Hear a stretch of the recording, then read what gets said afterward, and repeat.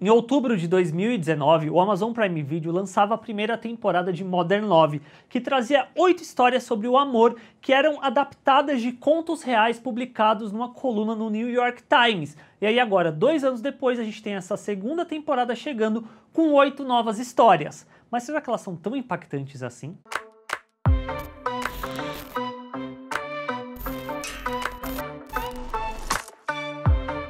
Eu gosto muito da primeira temporada de Modern Love, como que ela desenvolve essa questão do amor moderno, num sentido da gente não querer se sentir sozinho no mundo, nem necessariamente indo apenas por uma perspectiva romântica, mas sim de um companheirismo, da gente se sentir querido. Porém, tendo a segunda temporada para comparação, e voltando o olho para a primeira, eu vejo quanto que a primeira, de uma forma geral, ela acaba sendo bem heteronormativa nas suas histórias que ela está sendo contada e na sua maioria protagonizada por pessoas brancas, enquanto que a segunda, que é um ponto muito positivo, ela expande as suas vivências e as suas histórias que estão sendo contadas, então isso traz uma pluralidade muito legal. E aí eu vou meio que quebrar cada história e comentar brevemente sobre cada um desses 8 episódios. Então, se você está curtindo o vídeo, assina o canal aqui embaixo e deixa um joinha. The Night Girl Finds a Day Boy acompanha a história da Zoe e do Jordan, que são duas pessoas que acabam se conhecendo numa lanchonete de noite e começam uma história de romance entre elas.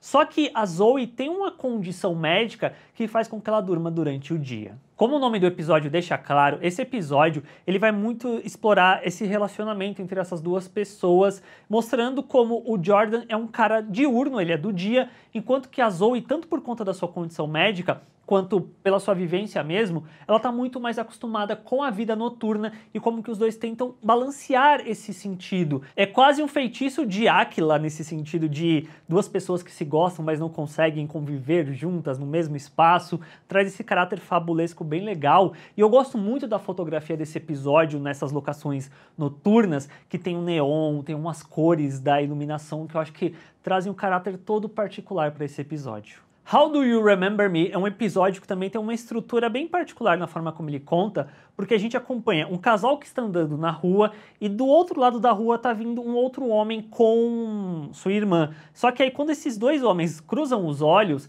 eles lembram de uma noite que eles estiveram juntos e aí é assim que o episódio vai acontecer, vai rolando essa montagem de eles se aproximando e cada um lembrando da noite que estiveram juntos. Então é um episódio que lida muito com perspectiva. Eu acho que acaba sendo uma forma bem interessante de contar essa história, por mais que seja uma história que não necessariamente tem um final feliz, eu gosto da forma como ela é contada. Am I? Maybe This Quiz Will Tell Me é muito legal pelo fato de que a gente acompanha personagens mais jovens, se passa ali na época do colégio, onde a gente tem essa garota que está em dúvida sobre a sua orientação sexual quando ela se vê atraída por uma colega dentro do colégio. E é um episódio que pra mim ele já é legal pelo fato de ter essas pessoas mais jovens contando essa história, interpretando e tudo mais, e acaba sendo muito fofo porque ao mesmo tempo que ele lida sobre essa questão dessa garota tentando se descobrir, é também um episódio de um primeiro romance, de um primeiro amor, que acaba sendo muito fofo. A Life Plan for Two Followed by One é um outro episódio que em certo nível também aborda muito sobre um primeiro amor,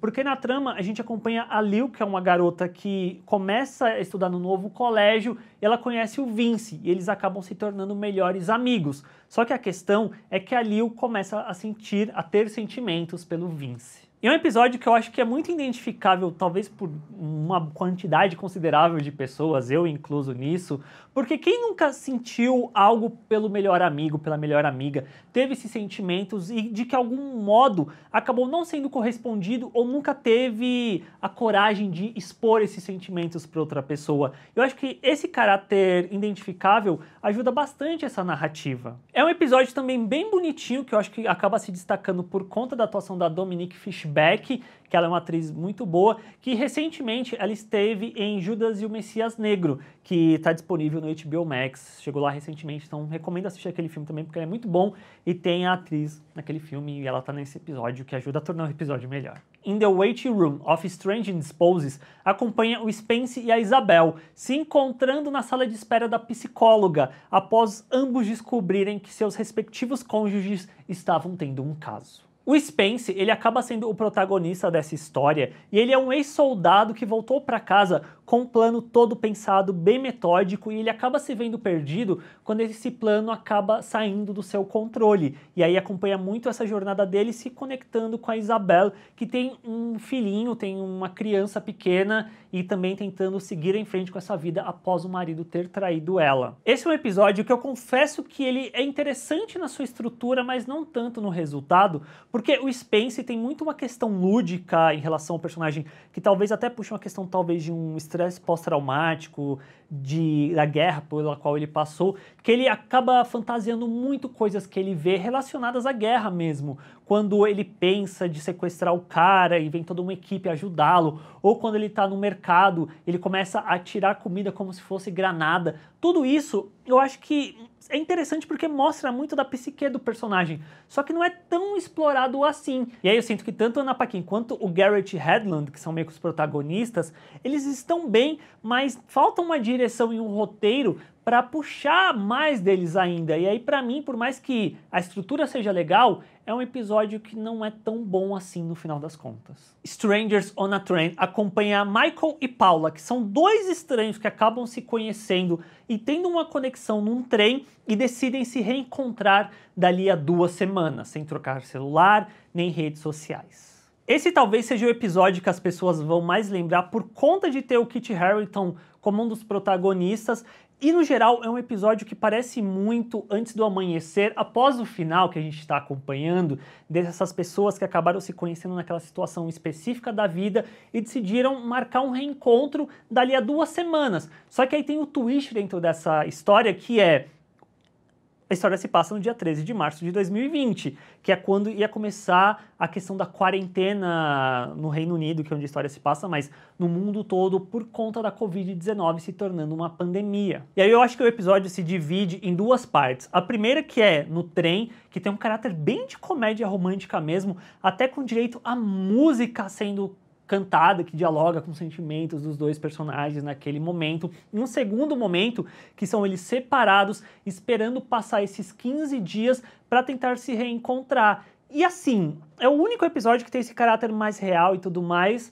Eu até gosto da primeira metade, talvez não tanto da segunda, ainda mais quando a gente chega no final do episódio, que tem todo um gesto que poderia ser romântico, mas acaba sendo um pouco creepy também. Porém, o mais curioso em relação ao Strangers on a Train é que o conto que ele pega como inspiração faz parte de uma outra vertente do Modern Love, que é o Teeny Little Stories, que são histórias bem curtinhas, são contos de no máximo 100 palavras. E eles pegam isso e transformam num episódio de 35 minutos, que eu acho bem surreal. O Kit Harington tá bacana, tem a Lucy Boyle, que pra mim eu sou apaixonado por essa atriz desde Sing Street, e os dois têm uma certa química juntos, sim. Então acho que é um episódio ok.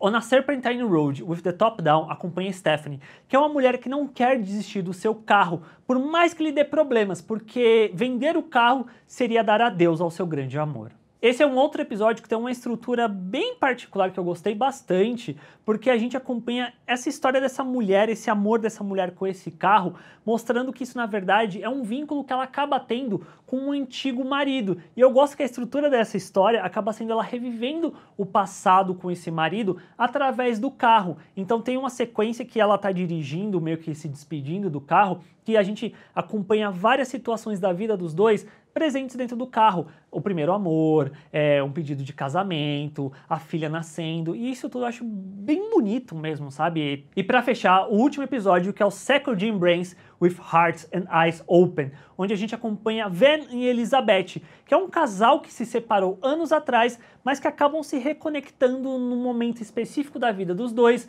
só que Elizabeth acaba recebendo um diagnóstico médico que pode mudar toda essa relação. A Sophie Okonedo e o Tobias Meyers formam um casal com uma química muito boa. E o começo é um outro episódio que eu acho que dá pra dividir em 2 partes. A primeira parte, ela traz um charme das comédias românticas britânicas, lá dos anos 2000, que eu tava achando bem legal. Só que aí tem esse caráter dramático que é inserido da doença da personagem e como que isso afeta a relação dos dois, afeta a relação da família também, que eu sinto que é o ponto que torna a trama no final um pouco genérica demais. Se ela se focasse mais na questão romântica, eu acho que ela seria mais marcante.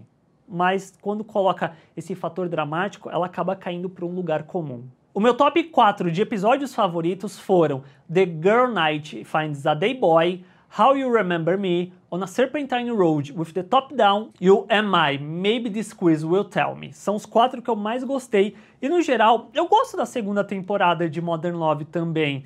Principalmente quando ela tem essas estruturas mais diferentes de contar a história e também por trazer uma diversidade maior no elenco e no que está sendo contado.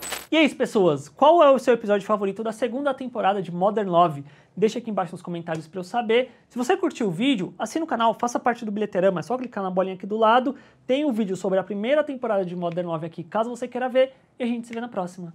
Tchau, gente.